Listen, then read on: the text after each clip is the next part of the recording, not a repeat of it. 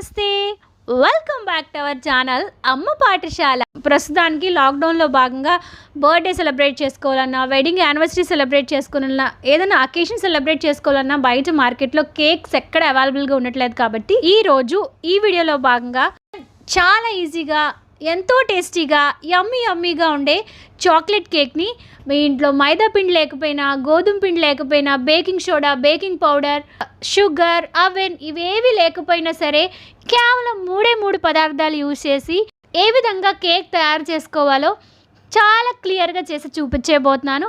I hope డెఫినెట్గా ఈ video మీ అందరికీ ఎంతగానో యూస్ఫుల్ అవబోతుంది.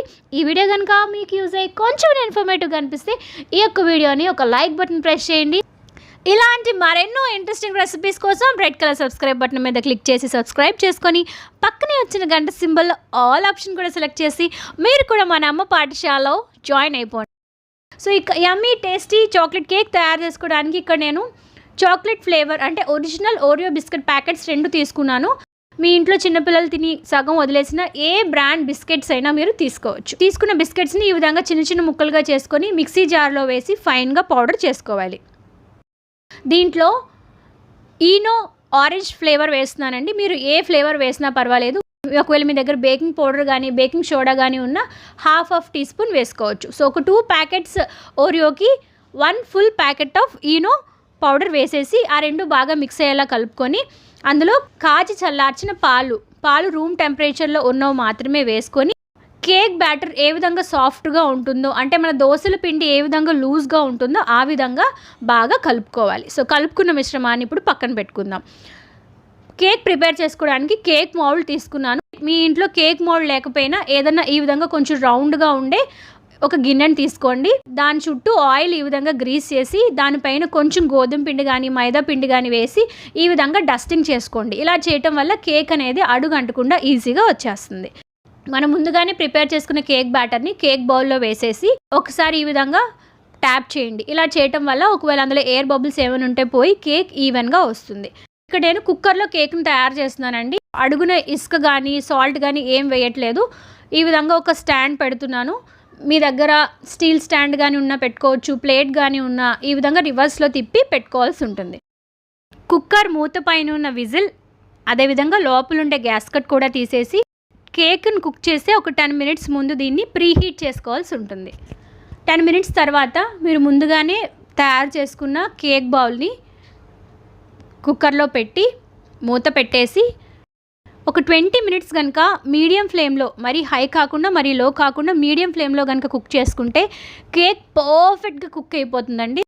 ఒక 20 మినిట్స్ తర్వాత ఒక టూత్పిక్ సహాయంతో ఈ విధంగా చెక్ చేసుకోండి. చెక్ చేసుకుంటే ఆ టూత్పిక్కి ఎటువంటి కేక్ అంటకూడదనమాట. అలా అయితే మీ కేక్ పర్ఫెక్ట్గా కుక్ అయినట్టు. తర్వాత స్టవ్ ఆఫ్ చేసేసి కేక్ని కంప్లీట్గా కూల్ అవ్వనివ్వాలి. సో ఇప్పుడు కేక్ని కూల్ అవ్వడానికి పక్కన పెడదాం. ఈలోగా మనం చాక్లెట్ సాస్ని ప్రిపేర్ చేసుకోవాలి. దానికోసం స్టవ్ వెలిగించి స్టవ్ మీద ఒక బౌల్ పెట్టి బౌల్లో కాచిన పాలు వేసి అందులో ఇక్కడ నేను డైరీ మిల్క్ సిల్క్ చాక్లెట్స్ చిన్నవి 3 తీసుకుంటున్నానండి. మీకు నచ్చిన డార్క్ చాక్లెట్స్ కానీ తీసుకొని యాక పాలలో చాక్లెట్ మిక్స్ అయినట్టు బాగా కలుపుకోవాలి. ఒక 5 మినిట్స్ కనుక ఈ విధంగా కలిపితే కన్సిస్టెన్సీ ఈ విధంగా థిక్గా ప్రిపేర్ అవుతుంది. ఈ విధంగా ప్రిపేర్ అయిన చాక్లెట్ సాస్ని పక్కన పెట్టుకుందాం. ఈలోగా మన కేక్ చల్లారిపోయింది.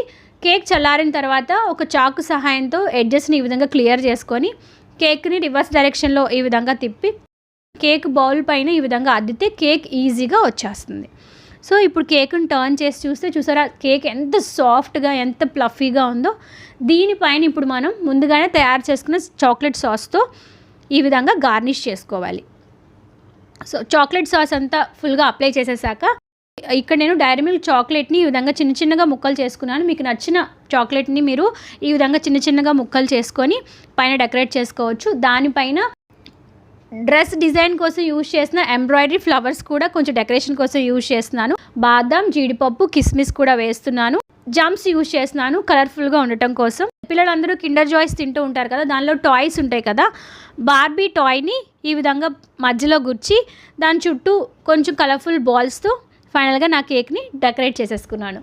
సో చూసారా, కేవలం 3 పదార్థాలు యూజ్ చేసి చాలా ఈజీగా చాలా క్విక్గా యమ్మీ టేస్టీగా ఉండే ఓరియో చాక్లెట్ కేక్ని ఎంత సింపుల్గా తయారు చేసుకున్నామో చూసారా? కట్ చేసి చూపిస్తున్నాను చూడండి. బయట బేకరీస్లో దొరికే చాక్లెట్ కేక్ కన్నా ఇంకా టేస్టీగా ఉంటుంది.